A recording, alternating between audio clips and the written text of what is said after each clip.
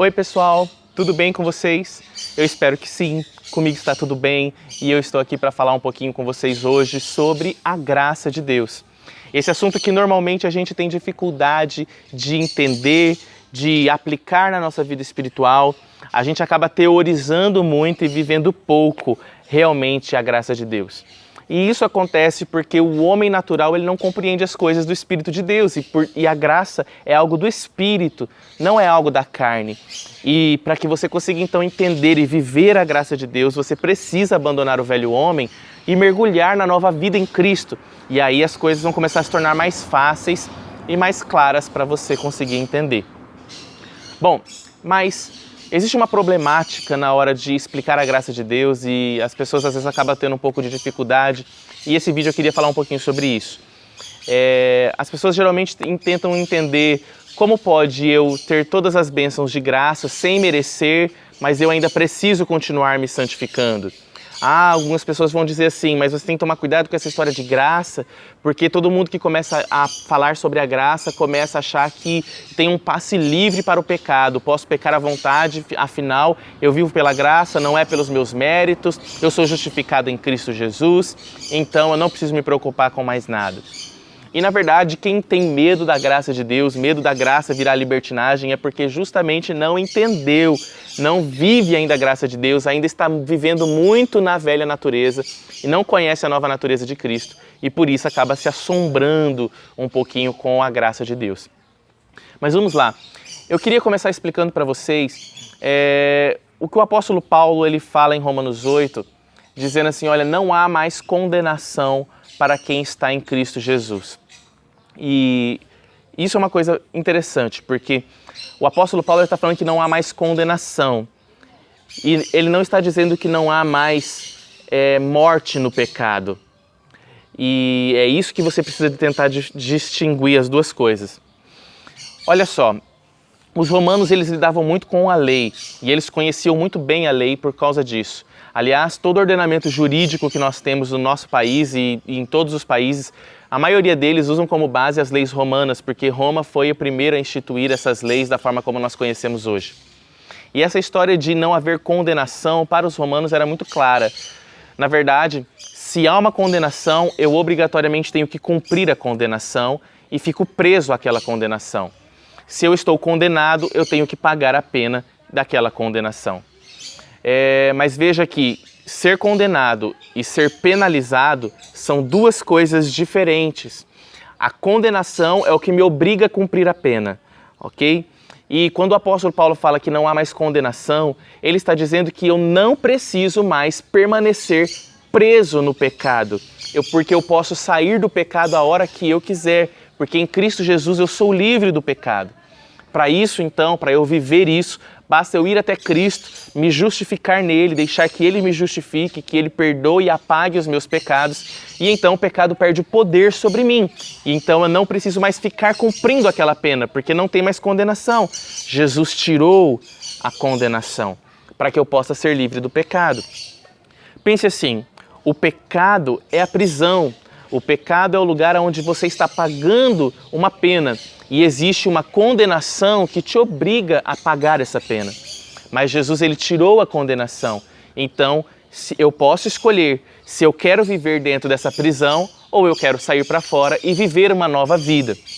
Certo? Então, quando o apóstolo Paulo fala que não há mais condenação, ele não está dizendo que o pecado agora ficou à vontade. Ele está dizendo que eu posso sair do pecado porque o pecado não tem mais o poder de me escravizar. Eu indo para Cristo, eu vivendo uma nova vida em Cristo, eu não preciso mais me preocupar porque o pecado não tem mais poder sobre mim. Se eu peco, eu corro para Cristo e posso ser santificado pelo sangue dele, pela nova vida dele. Sendo assim, queridos, a graça, ela não é um passe livre para o pecado, ela é um passe livre para Deus. No momento em que eu quero sair do pecado e ir para Deus, eu não vou ter nada me obrigando a pagar o meu pecado. Eu não vou ter nada me obrigando a continuar no pecado. Eu posso sair do pecado e ir para a nova vida que Deus tem para mim. Uma outra coisa que as pessoas têm dificuldade de entender mas se a graça de Deus faz com que as bênçãos me acompanhem sem eu precisar merecer, não é pelo meu mérito, então por que eu ainda tenho que fazer a minha parte? Bom, na verdade, a Bíblia diz assim que sem a santificação ninguém verá o Senhor. E isso significa que se eu não me santifico, eu não manifesto fé, eu não consigo olhar para Deus, eu não consigo crer nele, crer na existência dele, enxergar a verdade que há nele. E, portanto, se eu não me santifico, eu não consigo viver dentro da graça. Por quê? Porque eu só consigo viver o que tem dentro da graça mediante a fé. Então, para eu conseguir manifestar fé, para viver dentro da graça de Deus, eu preciso abandonar o pecado. Eu preciso que Cristo venha, me santifique, me purifique, para que o pecado saia do meu coração, meus olhos comecem a enxergar Deus e eu consiga ver tudo que Deus conquistou para mim, tudo que Deus já deixou pronto para mim. Aliás, esse é o principal sentido da graça. A graça é tudo já está pronto e já está feito e conquistado para você. No momento em que você crê, você entra dentro da graça.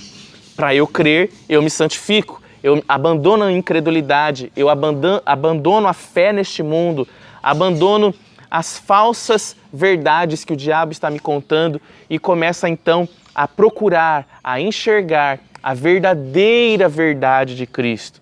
Eu vou começar a descobrir que o pecado, ele é uma falsa verdade. O pecado, ele não é a minha verdade mais. Agora a minha verdade é, eu sou uma nova pessoa aceita por Deus, santo, inculpável e irrepreensível. E quando eu creio nisso, o pecado não tem mais poder sobre mim e eu desfruto da graça. Na graça eu tenho tudo o que eu preciso. Eu não vou passar necessidade porque Ele é o meu Deus. Na graça eu tenho todas as minhas necessidades supridas na área emocional, na minha vida sentimental, no meu corpo, na minha vida secular, no meu trabalho. Em todas as coisas, a graça, ela vem dar para mim a total proteção, cuidado, atenção de Deus. Eu me torno amigo de Deus através da graça. E por isso eu não preciso me preocupar com mais nada, eu posso abandonar as minhas preocupações.